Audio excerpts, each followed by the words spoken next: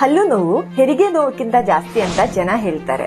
ಅದು ಜಾಸ್ತಿ ಆಗೋದು ರಾತ್ರಿ ಹೊತ್ತೆ. ರಾತ್ರಿ ಹೊತ್ತು ಡೆಂಟಿಸ್ಟ್ ಯಾರು ಇರಲ್ಲ, ಡೆಂಟಲ್ ಕ್ಲಿನಿಕ್ ಯಾವುದೂ ಓಪನ್ ಇರಲ್ಲ. ನೋವಿಂದ ಏನ್ ಮಾಡ್ಬೇಕಂತ ತಲೆ ತೋಚಲ್ಲ. ಆವಾಗ ಏನ್ ಮಾಡ್ಬೇಕಂತ ನಾ ಹೇಳ್ತೀನಿ. ಫಸ್ಟ್ ಏನ್ ಮಾಡ್ಬೇಕಂದ್ರೆ ನೋವಿರೋ ಜಾಗ ಕರೆಕ್ಟ್ ಆಗಿ ಕ್ಲೀನ್ ಮಾಡಿ ಬ್ರಷ್ ಮಾಡಬೇಕು. ಆಮೇಲೆ ಫುಡ್ ಏನಾದ್ರೂ ಸ್ಟಕ್ ಆದ್ರೆ ಒಂದು ಫ್ಲೋಸ್ ತಗೊಂಡು ನೀಟಾಗಿ ಫ್ಲೋಸ್ ಮಾಡಬೇಕು. ಅಂತದಿಂದದೆಲ್ಲ ಹಾಕಿ ಚುಚ್ಚಬಾರ್ದು. ತಣ್ಣಗಿರೋದ್ ನೀರು ಇಲ್ಲಾಂದ್ರೆ ಬೆಚ್ಚಗಿರೋದ್ ನೀರಲ್ಲಿ ಉಪ್ಪು ಹಾಕಿ ಚೆನ್ನಾಗಿ ಬಾಯಿ ಮುಕ್ಕಳಿಸಿ. ನೆಕ್ಸ್ಟ್ ಏನ್ ಮಾಡ್ಬೇಕಂದ್ರೆ, ಈಗ ಮನೆಯಲ್ಲಿ ಕ್ಲವ್ ಆಯಿಲ್ ಇದ್ರೆ ಅದು ಲವಂಗ ಹಾಕಿ ಚುಚ್ಚಬಾರದು.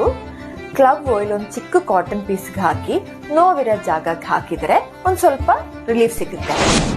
ಇದೆಲ್ಲ ಆದ್ಮೇಲೆ ಯಾವ್ದಾದ್ರು ಒಂದು ಪೇನ್ ಕಿಲ್ಲರ್ ಇಲ್ಲಾಂದ್ರೆ ಒಂದು ಆಂಟಿ ಇನ್ಫ್ಲಮೇಟರಿ ಟ್ಯಾಬ್ಲೆಟ್, ಮನೇಲಿ ಇರೋ ಪ್ಯಾರಾಸಿಟಮಾಲ್ ಆದ್ರೂ ಸಾಕು, ಒಂದ್ ತಗೊಂಡ್ಬಿಟ್ರೆ ನೈಟ್ ಆರಾಮಾಗಿ ಮಲಗ್ಬೋದು.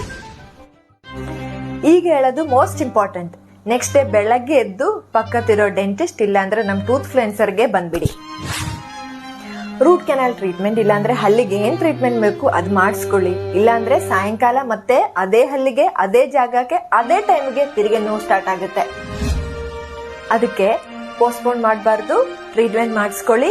ನಾನ್ ಟೂತ್ ಫ್ಲೂಯೆನ್ಸರ್ ಡೆಂಟಲ್ ಅಂತ